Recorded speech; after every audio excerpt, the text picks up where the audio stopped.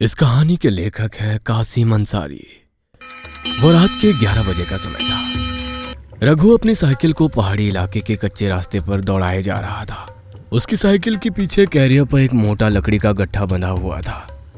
रघु गुस्से में बड़बड़ाते हुए साइकिल चला रहा था। अच्छा खासा दोपहर के समय लकड़ियां काटने जा रहा था, मगर मेरी पत्नी, क्या बोलूं अपनी पत्नी को। तभी रघु के कानों में किसी लड़की के गुनगुनाने की मधुर आवाज टकराई।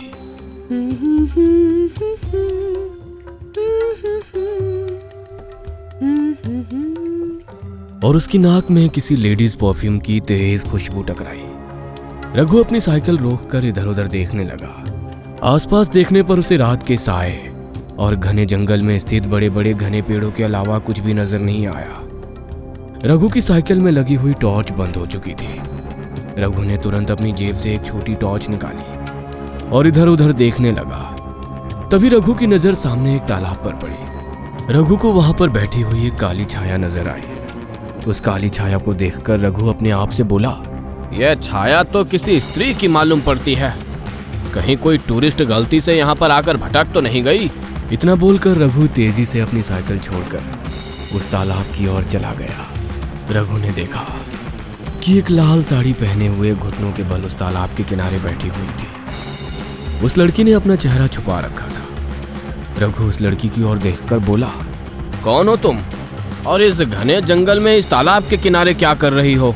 रघु के कहने पर उस लड़की ने जैसे ही अपना सर उठाया, उसका भयानक चेहरा देखकर रघु की आंखें दहशत और खौफ से फटी की फटी रह गई।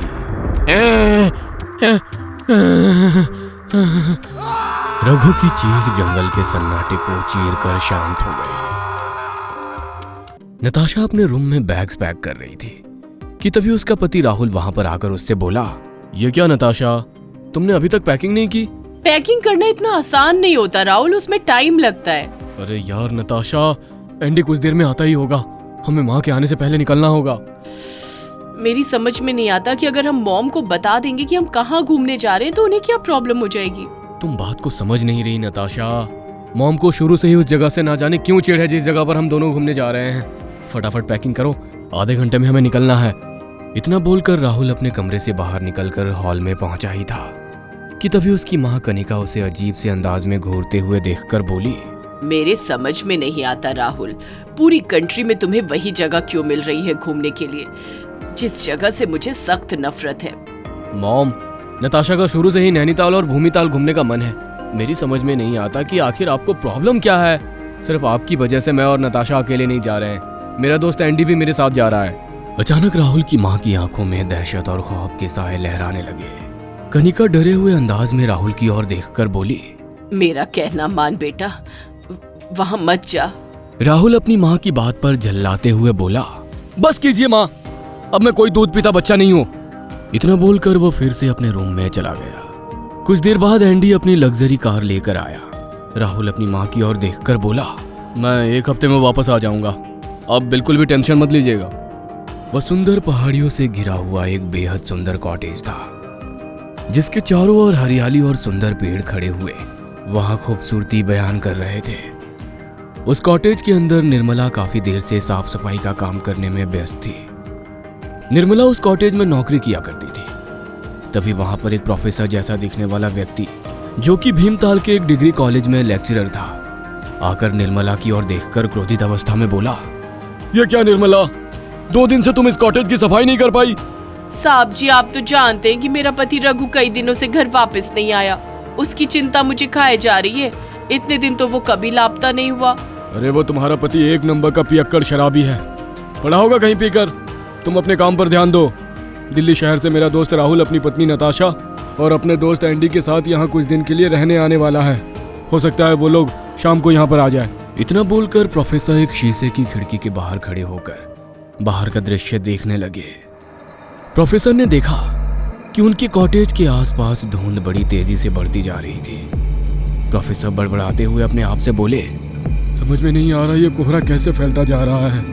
मैंने आज तक इतनी स्पीड से कोहरा फैलते नहीं देखा।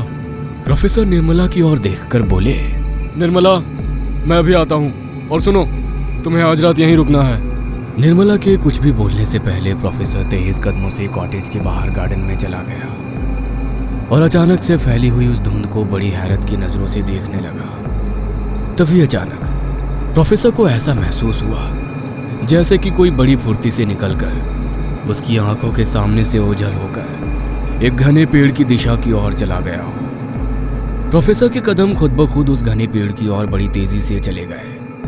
प्रोफेसर चारों ओर आंखें फाड़ फाड़ कर उसे तलाशने की कोशिश करता हुआ अपने आप से बोला, कोई तो था। आखिर कौन था जो बिजली की रफ्तार से निकलकर मेरे सामने से चला गया?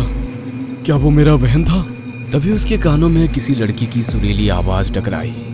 वो तुम्हारा वहम नहीं बल्कि सच था। मैं तो तुम्हारे पीछे ही खड़ी हूँ। अचानक प्रोफेसर की नाक में किसी लेडीज परफ्यूम की तेज खुशबू टकराई। प्रोफेसर ने जैसे ही पीछे पलटकर देखा तो उसके सामने एक बेहद सुंदर युवती लाल साड़ी पहने हुए प्रोफेसर को घूरे जा रही थी। उसकी आंखों में एक अजीब सी कशिश थी जो उसे इंसानों से कुछ अलग ही बना रही थी। ना जाने क्यों प्रोफेसर के शरीर के रोंगटे खड़े होने लगे। अचानक वहां आसपास देखते ही देखते और ज्यादा धुंध फैलने लगी।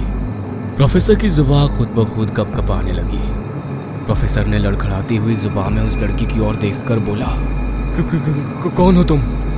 मैंने तो तुम्हें भीमताल में आज तक नहीं देखा। वह सुंदर लड़की रहस्यमय अंदाज में प्रोफेसर की ओर देखकर बोली, क्या वो वापस आने वाला है? प्रोफेसर उस लड़की की बात सुनकर ना समझने वाले अंदाज में उसकी ओर देखकर बोले, कौन हो तुम और तुम किसकी बात कर रही हो? मुझे उसके आने की आहट लग चुकी है। तुम नहीं जानते, वर्षों से मैं उसका इंतजार कर रही हूँ। उसके आने का मुझे कितनी बेसब्री से इंतजार था, इस बात का अंदाजा भी नहीं है तुम्हें। मैं जानती हूँ वो आने वाला है जिसका इंतजार मैं वर्षों से कर रही हूँ। यकीन मानो वो यहाँ आएगा तो जरूर, लेकिन यहाँ से कभी वापस नहीं जा पाएगा। मैं तुम्हारी किसी भी बात का मतलब नहीं समझ पा रहा हूँ। तुम्हें समझने की जरूरत भी नहीं है। मैं बस इतना जानती हूँ कि तुम्हारा जिंदा रहना मेरे लिए बहुत ज्यादा खतरनाक साबित हो सकता है। इतना बोलकर वो लड़की प्रोफेसर की ओर बड़े ही अजीब अंदाज में घूरते हुए बोली, तुम्हें मरना होगा प्रोफेसर। इतना बोलकर अचानक उस लड़की का चेहरा बर्फ की तरह सफेद पड़ गया तो उसकी आंखें कोयले की तरह काली हो गई। उसके बाल इतने लंबे हो गए कि जमीन तक फैल गए। वो प्रोफेसर को घूरने लगी। ये देखकर प्रोफेसर की आंखें दहशत और डर से फटी की फटी रह गई। प्रोफेसर उस भयानक बला की ओर देखकर कांपते हुए अंदाज में बोला, आखिर कौन हो तुम? क्या तुमने मेरे शरीर पर सुहागन का जोड़ा नहीं देखा? अचानक एक तेज तूफानी हवा का झोंका प्रोफेसर के शरीर से टकराया। वो भयानक दिखने वाली लड़की प्रोफेसर की ओर देखकर किसी जानवर की तरह चीखी। अचानक प्रोफेसर बिजली की रफ्तार से उड़ता हुआ एक पेड़ की नुकीली शाखा से जा टकराया जो प्रोफेसर के सीने के आर पार हो गई। प्रोफेसर की चीख उस कॉटेज के आसपास गूंज गई। प्रोफेसर की चीख निर्मला के कानों में भी टकराई थी। निर्मला घबराकर दौड़ती हुई जैसे ही बाहर की ओर निकली, अचानक वो भयानक लड़की एक काले धुएं में परिवर्तित होकर वहां से गायब हो गई। निर्मला बाहर खड़ी हैरत से आंखें फाड़ फाड़ कर इधर उधर देखे जा रही थी, मगर उसे सन्नाटे के अलावा कुछ भी नजर नहीं आ रहा था। निर्मला को नहीं पता था कि ठीक उसके सामने उस घने पेड़ के ऊपर प्रोफेसर की लाश टंगी हुई थी। प्रोफेसर का चेहरा अचानक से ऐसा हो चुका था जैसे कि प्रोफेसर को मरे हुए वर्षों हो चुके हैं। प्रोफेसर का शरीर देखकर ऐसा मालूम पड़ रहा था जैसे कि प्रोफेसर के शरीर से खून की एक एक बूंद किसी ने बड़ी तेजी से निचोड़ ली हो। प्रोफेसर का पूरा शरीर सफेद पड़ चुका था। प्रोफेसर की आंखों की जगह दो बड़े बड़े लाल गड्ढे पड़े हुए थे और आंखें गायब हो चुकी थी। आखिर रात के समय रघु को उस तालाब के किनारे कौन मिली थी? आखिर राहुल की मां राहुल के भीमताल के जाने के खिलाफ क्यों थी?